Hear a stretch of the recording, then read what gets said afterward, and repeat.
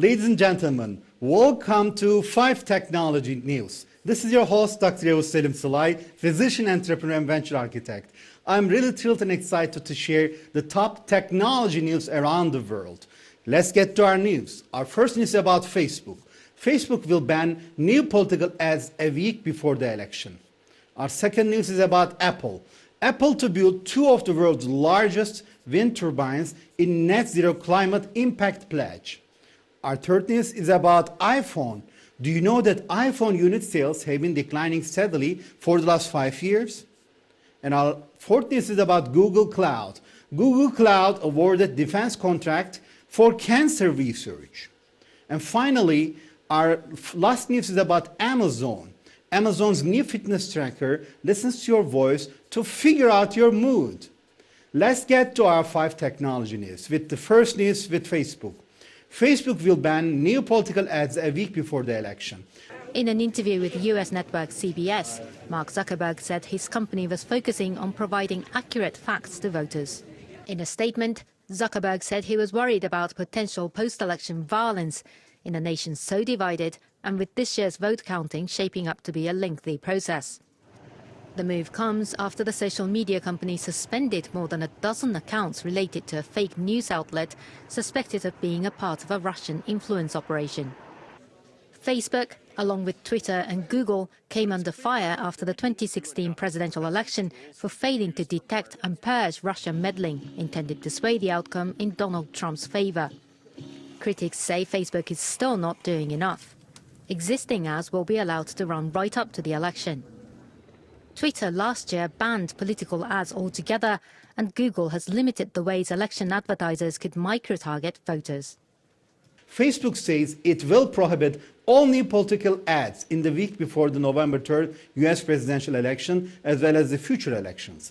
The company has faced criticism over the way it handled the 2016 US election, when Russia used the social media platform to wage a disinformation campaign. Facebook says it will also remove misinformation about the pandemic and voting, as well as any premature posts from candidates declaring victory. Facebook says it will prevent any new political ads from running on its platform in the week leading to the US presidential election.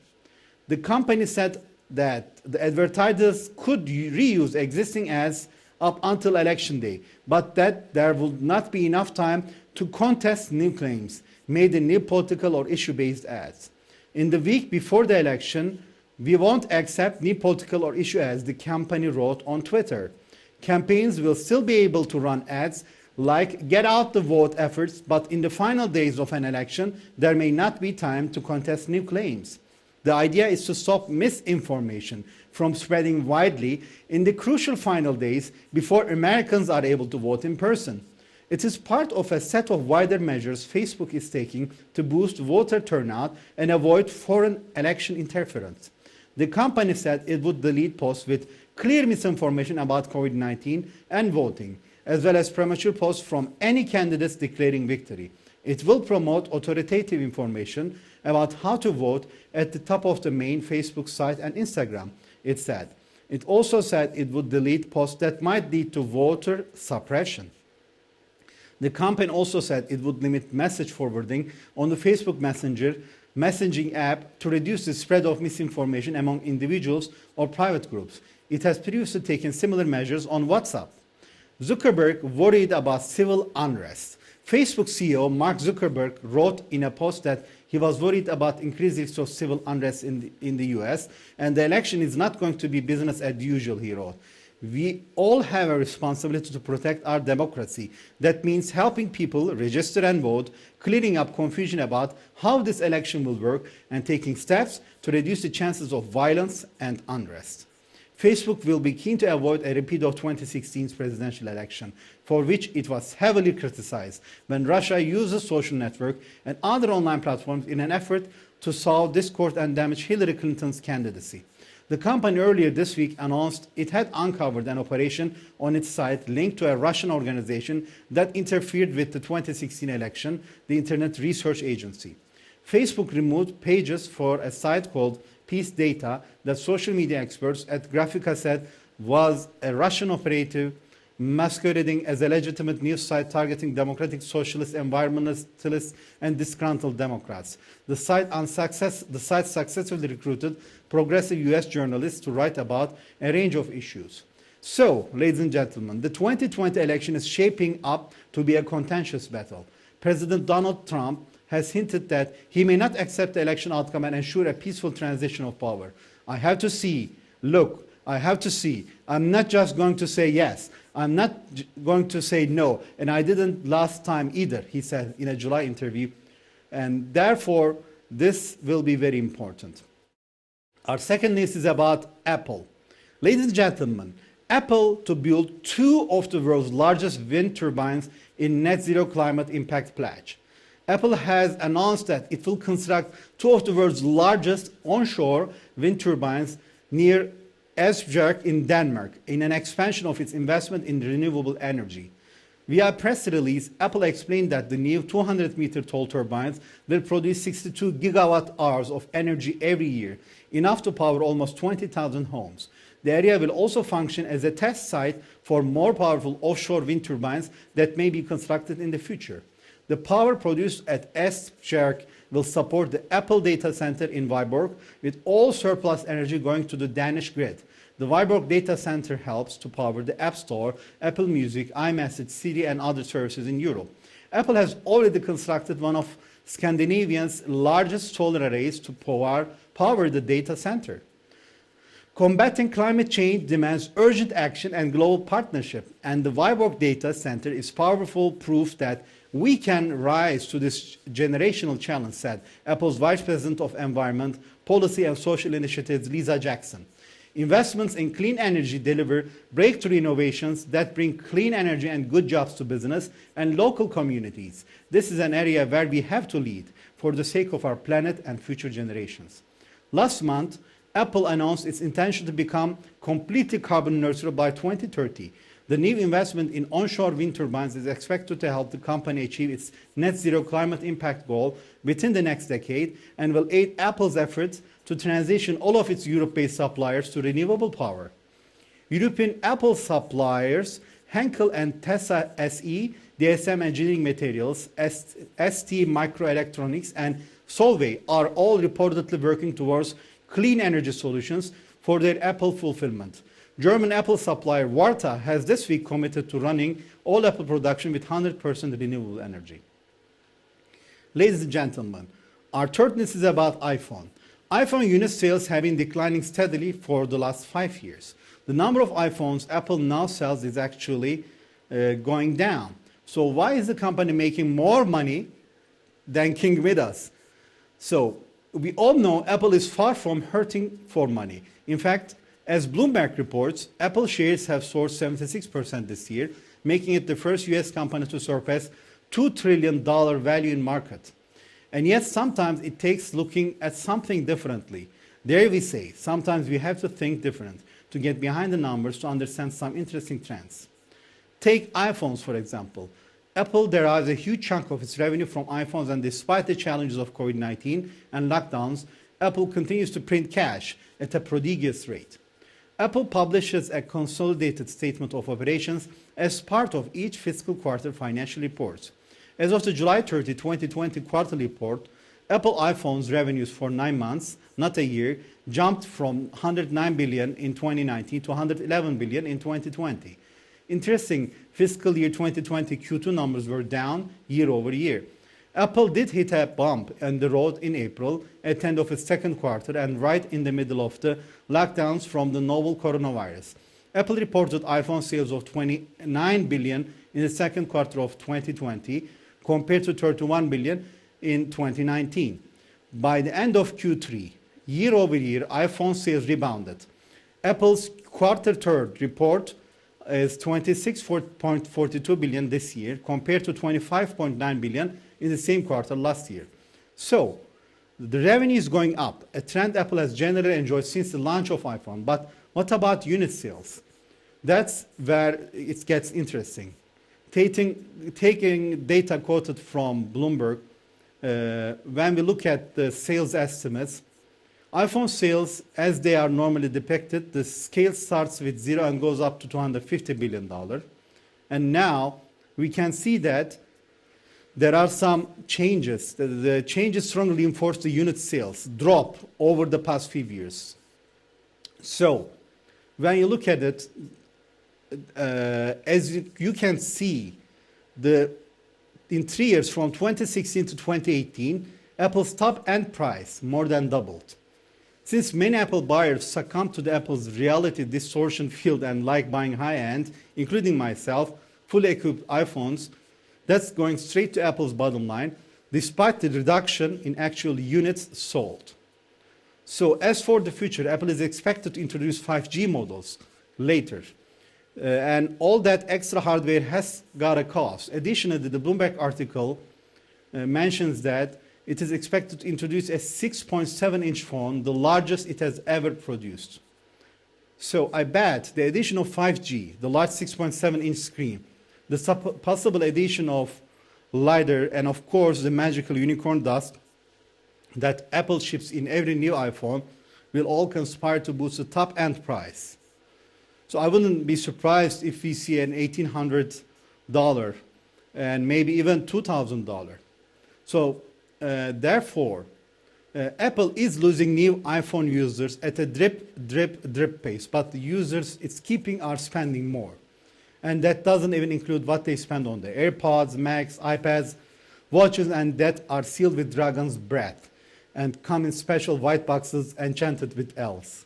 Ladies and gentlemen, my fourth news is about Google Cloud. Google Cloud awarded defense contract for cancer research. Google announced that its cloud wing has received a contract from the Defense Innovation Unit to develop artificial intelligence solutions for cancer screening at the Department of Defense facilities. The project is aimed at helping analyze data collected when making diagnostic and treatment decisions to help lower the misdiagnosis rate. Google Cloud is planning to provide with a prototype of an augmented reality microscope that provides doctors with real-time info while working. The technology will first be available at a few Defense Health Agency and Veterans Affairs facilities. This is extraordinarily important to us because it is a very practical application of the work we have done as a pioneer in the artificial intelligence area. Mike Daniels, Vice President of Google Cloud, told that the contract is one of Google's many efforts to turn its development of artificial intelligence into tangible products. This is about how we are taking our investments in artificial intelligence and applying them to practical problems utilizing government data sets to drive outcomes and efficiency. Health just happens to be a tremendous area for us to be able to do so. Some of those efforts to expand collaboration with the government have drawn criticism from Google employees, especially when it comes to work with the military. The revelation that Google was working on Project Maven, a Department of Defense initiative to build an artificial intelligence for drones to track moving targets, led to massive employee protests and some resignations in 2018. Daniel said Tuesday that while Google listens to concerns from its staff, this particular project is in the company's corporate values. Google is a large and diverse company, and there's many areas where Google's values and our employee values overlap. There is also likely to be areas where they don't, he said. If you look at this instant project, though, driving outcomes that improve health in our service to our country are extraordinarily important to us. And while employee voice is super important inside of Google, we don't run the company by referendum. The last news is about Amazon. Amazon's new fitness tracker listens to your voice to figure out your mood. Amazon has an app that will let you know if your speech doesn't achieve a sufficient positivity score. Modern fitness trackers often try to set themselves apart by adding more advanced hardware and sensors inside. Now, many high-end trackers and smartwatches include EKG devices for tracking heart rhythms. One company, Wittings, even promises sleep apnea detection in its upcoming wearable. Amazon, however, has decided to set its new fitness device apart from the rest by relying heavily on artificial intelligence algorithms and listening to your voice. The $99 device is called Halo, and it has a heart rate monitor inside as well as an accelerometer, temperature sensor, and no screen at all. It tracks the typical fitness stuff you'd expect, like steps and pulse trends, but it also has a pair of microphones, which are important for the device's most interesting and so far controversial feature, called tone. When you first set up Halo, it asks you to read a few quotes from classic literature. It uses that information to build a voice profile of how you typically speak.